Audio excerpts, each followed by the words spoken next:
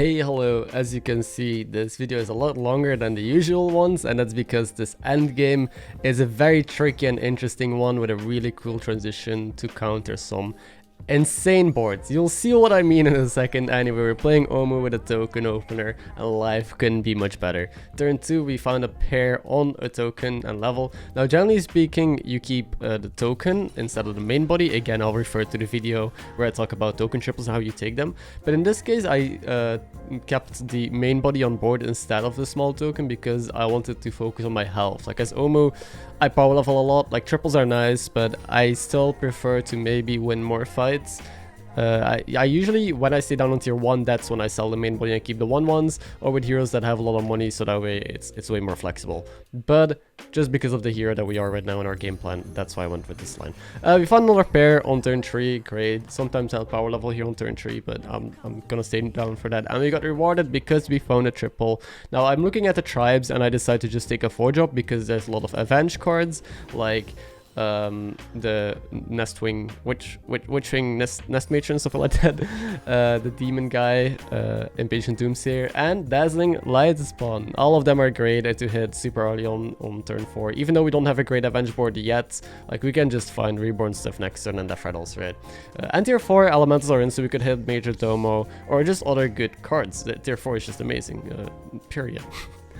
To compare with this Millhouse, who's super strong, so this Millhouse is rather strong, we get the Avenge procs on our Dazzling Light spawn.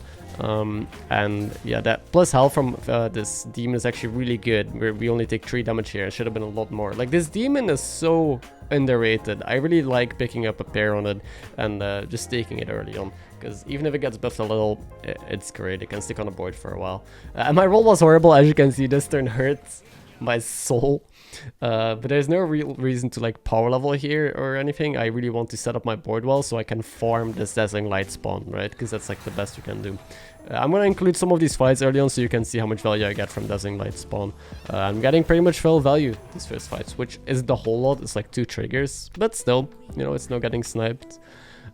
This is a great turn to level because it works out nicely with our gold. Like if I level here, I can sell double buy, or like we can either buy this rolling refreshing anomaly and then just roll and try and find a 4-drop, but I went with the greedy line and took a scallywag just to get a trigger onto the Dazzling Light spawn. I felt like I was strong enough. Like I'm not insanely strong for this turn, but neither is Xyrella, right? It's turn 6. Xyrella has an okay board, but nothing that we can't compete with. So again, I'm gonna include this fight to see how much value we get, and it's not as much because it got sniped. I really want taunt. Like I think the best thing to hit is a Argus in the shop right here, or like the reborn taunt. That's the reason why Acolyte, the 1-drop reborn taunt, is so good right now. It's so insane. It's almost better than most 2-drops just because of how strong Avenge is and how consistent it is. It makes sure nothing gets sniped.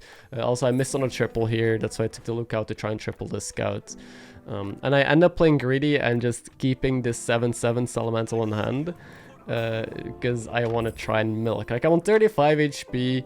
I am not super strong, but I'm really trying to greed and get as much value as possible, keeping the Selly in hand and keeping the Murloc pair on board, hoping to chip into Nomi, because the best way to transition from Dazzling Light spawn is usually into Nomi.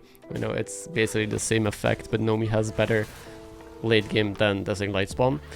And this guy is also milking with Impatient Doomsayer and a Juggler, but luckily we end up beating them. They're getting kind of low, so we're actually getting very lucky with our matchups, honestly.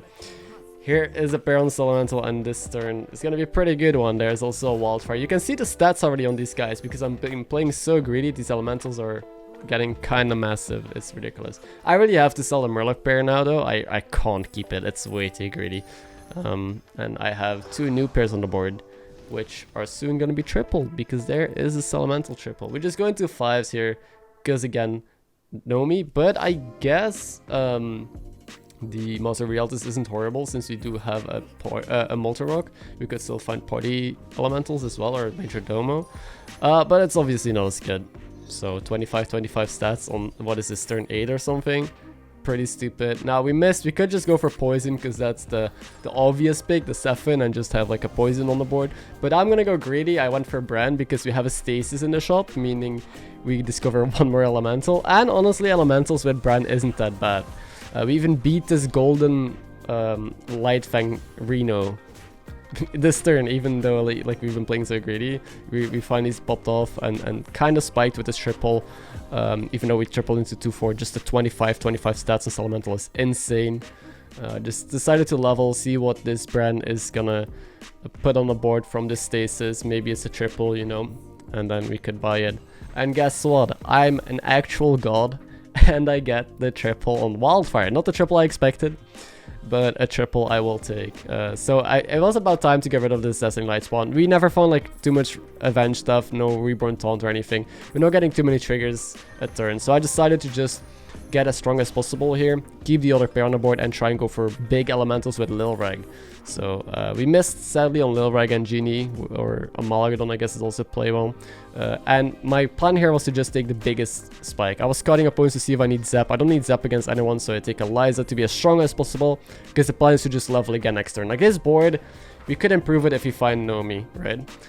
But because of the Eliza, I'm strong enough to justify a level here and maybe do Lil Reg stuff, because with a Brand, it is very promising, and we have a refreshing or recycling Wraith, so we're doing great. Even while leveling Ty against his massive demon Milhaz, so that's the momentum. So that's one thing that I see a lot of people not prioritize, and that is knowing when your window of opportunity is. That's something I think Victor said, like every game there's like small windows of opportunity that you need to take, and that sets apart a good player from a bad player as well.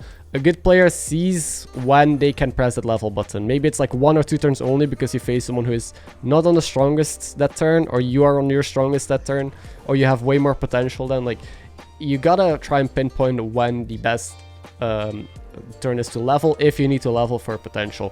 So staying on 5 and limiting myself to maybe rolling Nomi just seemed like a massive waste. I was fine taking a hit here. So I'm just trying to farm elementals. As you can see, I found Amalgadon. No Lil Reg yet, sadly. We do have like 1 Genie, no triples either. I'm considering this Major Domo because I'm playing so many elementals this turn. I do give up on this weak pair because, again, like I can't keep on greeting. If I keep on having shitty pairs on the board, I'll die eventually. I have a lot of pairs anyway. Like I got the Cyclone pair. That's actually it. But elementals are pretty good at tripling whatever anyway. And I need a board space. I'm gonna play this Genie, or this Major Domo I mean, and this Genie. Still kind of greedy because the Genie is only a 4 or 5, but I kind of have to. And I also put Pega here. I think I need a bumper, but I realized, oh, I need to buff my Wildfire with Domo, and we're gonna have a big fat Brand. But that's not too bad. I guess it makes Brand like a more useful unit on the board. And guess what? My opponent had a Poison Device Shield. It's almost like I can predict the future, and I know I needed a bumper, and my Wildfire would just die into it. So maybe I'm just a secret 5-head. It wasn't a misplay at all. Anyway, we're clearly beating this dude. Now, as you can see, people are playing poisons though. We found a Lil Reg from Genie. Great, so we can now start scaling.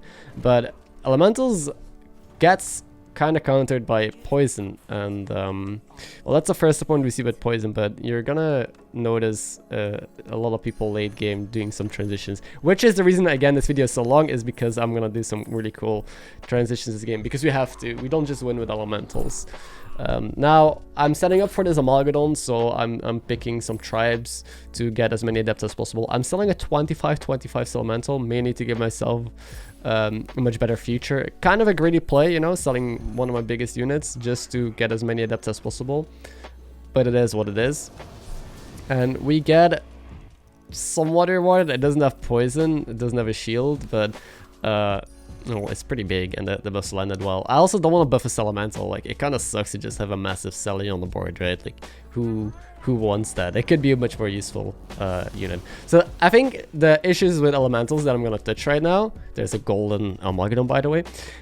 The main issues with Elementals is, first of all, buffs go to waste. Like, very often you have units on the board that you don't want buffed that get buffs, right? Like, if you have a big card that you want to replace, like a Elemental or something, you just have to sell it and just put in a new card and slowly scale it up. Like this Dazzling Night Spawn just got a couple Lil Reg buffs, I think both of them. And that sucks because I wanted to sell it. So you do waste a lot of buffs on elementals that you're cycling that you're playing, or just cards that are not permanent but have been on your board. Like Pirates don't have that issue, for example. Also, I'm gonna speed up this shop phase because you're basically just cycling elementals, you know, tripling the Lil Reg, which is great.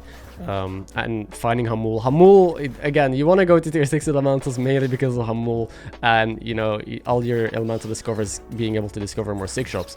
At this point, I have Double Genie, I'm just milking. And I wanted to freeze for Seafood Slinger. Like, I think it is worth freezing for Seafood Slingers, especially since we have a Bran and Amalgadons are good. And now you see this Millhouse has Selfless double Poison Divine Shield Amalgadon.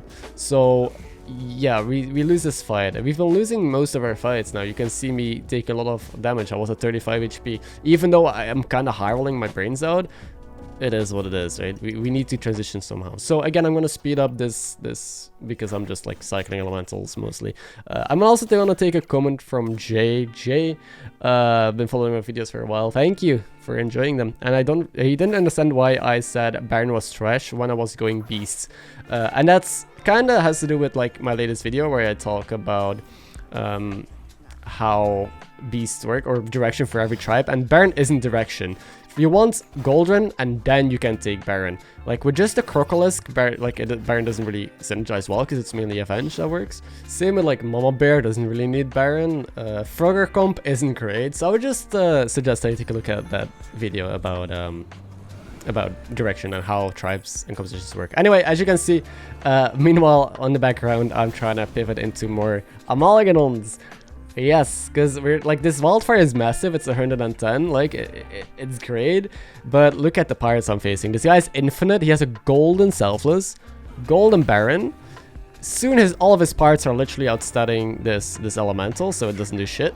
And people have Poison Divine Shield Amalgadons. So at this point, I think a lot of people are beginners. I see tunnel vision onto the idea of, okay, but I'm just gonna outscale them. I'm just gonna keep doing what I'm doing because it's working, right? Like, I'm just gonna keep buying stats and cycling elementals. But sadly, you're gonna get 3rd place at best here. The reason I'm only top 3 is because I did do some decent pivots. I did get those Amalgadons and that poison. Otherwise, I would have been dead. And now we're facing the Millhouse, who again has 2 Amalgadons as far as we know. So my main goal right now is find Seafood Slingers, find Murloc stuff, like the lookout. And we use Seafood Slingers either on Amalgadons, or I guess you can use them on lookouts as well. Generally speaking, they're kept for Amalgadons, so you can have like multiple on the board. But I know there's not that many in the pool anymore, so I just tried to discover one more here as my end game. Like, too many people have Amalgadons, myself included, so the odds of rolling an Amalgadon this turn are so low that I'm not gonna hold the Seafood Slinger just in hand for that specific case. Instead, I am still buffing my board a bit because I think stats might be relevant against the Millhouse, because we haven't seen him in like 2 or 3 rounds. Also, I'm gonna put some comments on the screen right now of people that have just been leaving engagement comments. I really appreciate it, even if you like don't have anything to say, people just going in the comments section and saying here's a comment for the algorithm, or just random engagement. I appreciate that. Obviously that helps a lot. Whatever you comment is always welcome, because one thing is, there's a reason why people, or YouTubers I should say, always like plug, oh, like the video and comment. That's obviously that's cool to get feedback, but also that's just how YouTube works. Like, if a video gets comments and likes, then YouTube is like, oh, okay, this video does well. So I appreciate all the support. That was a very convoluted way of saying thank you. Anyway, Millhouse has, well, poison, who would have thought? And also his Weaver and his Taunt pretty much outscale everything on our board as well. So it's kind of crazy how we high rolled so much with this APM elemental stuff, right? And are still losing pretty hard to these people. Like, they're actually outscaling us and having a better board. So knowing how to transition late game or how to pivot is one of the best skills that you can probably have in the game. I got a really lucky hit here. I could have easily died if this Amalgadon didn't hit into the Bren.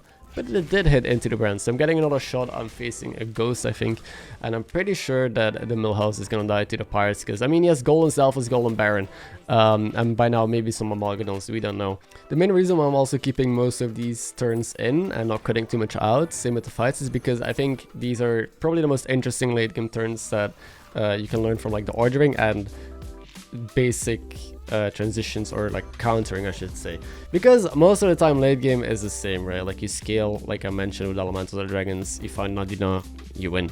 But these are some very tricky fights because everyone has such a crazy high rolling board. This is an insane top 3 high roll game, and we want to win it. So we basically, all the elementals that we had on the board, like all the Lil Rex, all the genies, you know, everything, it's gone, right? Like we just have the Bren and the Wildfire. Besides that, we have now 2 Amalgadons and 2 Sephins on the board that weren't there before. So it's kind of crazy how you can like set up this entire board, this entire win condition, and have to sell almost all of it late game just to give yourself an edge of winning.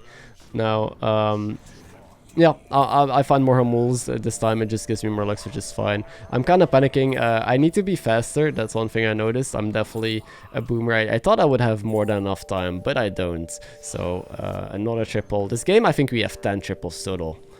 10 triples is pretty good for a hero like Omu, honestly, that doesn't just naturally get triples by, well, hero powers or whatever. And guess what, we are indeed up against the Pirates. Final 1v1. There's a Ghoul, which was the one thing I'm looking for. I'm looking for a Ghoul, Selfless, and more Amalgadons.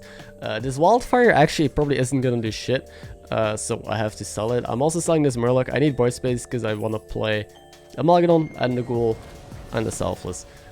So this Amalgadon sadly didn't get a shield. Not the end of the world, but maybe it is. Also, the brand finally comes out after so long, and now the hardest decision of my life, selling this massive Wildfire for a Selfless. It feels so wrong, but I know it's right, just because it's not gonna do anything. Selfless is gonna be way more useful in this case. I do open with a Amalgadon hoping I go first. He didn't have taunts last time, and guess what, he still doesn't have taunts, hoping to snipe some of his things in the back.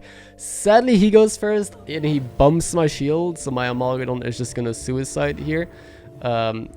But luckily into the first guy, so the first guy also goes into the shield, and I do get Ghoul value. He does still have a Selfless though, which is, well, not great. I also maybe should have repositioned, put my Amalgadon with plants in the front, so that way the plants can bump shields. So this last fight is all about teching, all about positioning, and I actually didn't know if my opponent had taunts or how I should position 100%, so I took a step in the dark. Now, he got lucky with his first hits, I got lucky with the hits after that. I don't know what the odds were in this fight, but I feel like it was pretty 50-50. We got lucky in the end. We beat this infinite money, a high roll, Golden Baron, Golden Selfless comp. It was a long video, but hope you enjoyed it. Hope I didn't ramble on for too long. Thank you for watching, and I'll see you in the next one.